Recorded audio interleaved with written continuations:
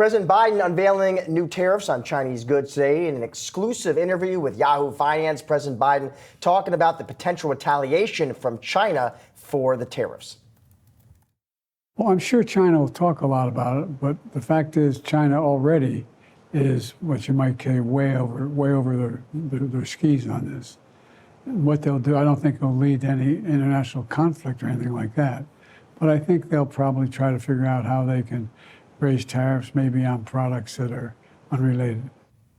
Joining us now is Zack Cooper, Senior Fellow at the American Enterprise Institute. Zack, it is good to have you on the show. So, you know, Zack, President Biden used to criticize tariffs. No more, he's on board. And I guess the big picture, Zack, the idea being we allow all these Chinese imports. That's a risk that jeopardizes American manufacturing, American industry. Give me your kind of big picture take, Zack, on today's news. Well, I think your other guests have got this exactly right. Biden is basically taking a page out of the Trump playbook here, right? He's using tariffs in response to China. Many people thought that when Biden came into office, he'd actually wind back some of the Trump tariffs. And here, 6 months out from the election, you have the administration putting more tariffs on. So I think that's the big story. But maybe where I would differ a little bit from some of your other guests is that I do think there's a more near-term challenge from Chinese electric vehicles. You look at what's about to happen in Europe and has been going on in just the last year.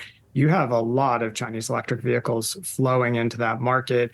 They could come here pretty quickly if the administration didn't act. And so I think they really were up against it. They had to take action pretty soon. And I think that's why they've moved now. So, Zack, do you think that this then was the right move? I mean, as President Biden pointed out in our interview with him, it's about fairness. I mean, the Chinese, policy has been protecting its own for years now. And that's helped definitely the EV industry grow there. So, that argument, why shouldn't we do the same? Is that a valid argument? I do think it's a valid argument, and it's true not just in EVs, but in several other areas, right? We know that there's a lot of Chinese overcapacity in some of the other areas that the tariffs were raised overnight. We see this in steel, we see it in aluminum and in others. So I do think this idea of reciprocity is logical, especially when it comes to trade issues.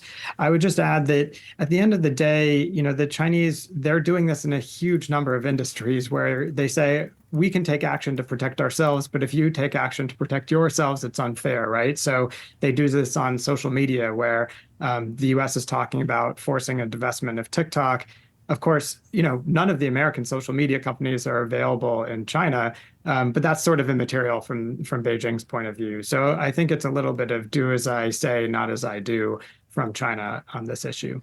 Zack, I'm curious as well to get your take on how inflationary you think this policy decision is. Well, there's been some data suggesting, this is basically $18 billion worth of tariffs. It's clearly inflationary. There's no question about that. But how inflationary is it going to be? Look, this is a pretty small amount of goods that we're talking about overall.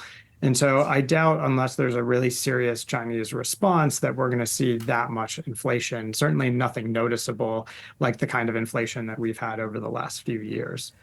Let's linger on that unless for a moment, Zack, because right now we haven't heard any kind of outsized response from the Chinese. But, what, for example, would happen if President Trump won re-election and instituted the more broad tariffs that he has sort of talked about? I mean, in other words, what would need to be the steps to get from where we are now to a more serious trade war?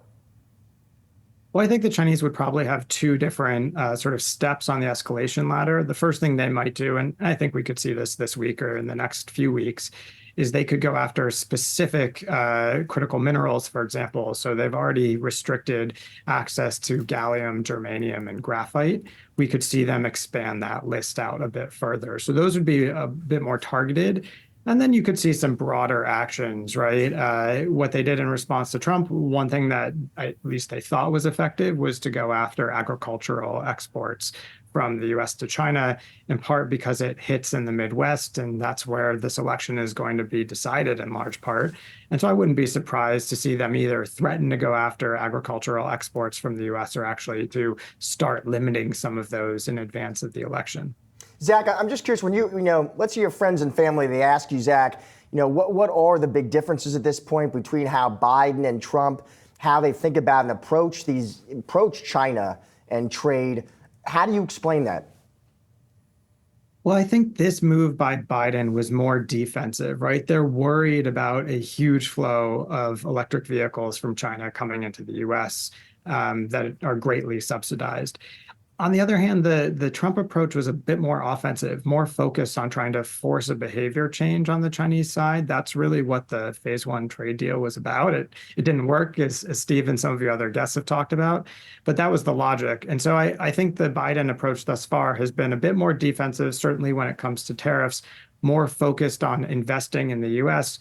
Whereas the Trump approach, I think if Trump wins, Bob Lighthizer has been quite clear, he's going to use all kinds of leverage to try and force the Chinese back to the table. And so I would expect that you would see much higher tariff rates out of Trump if he's actually successful in November. Zach, it was great having you on the show today for that insight and expertise. Appreciate it. Thank you.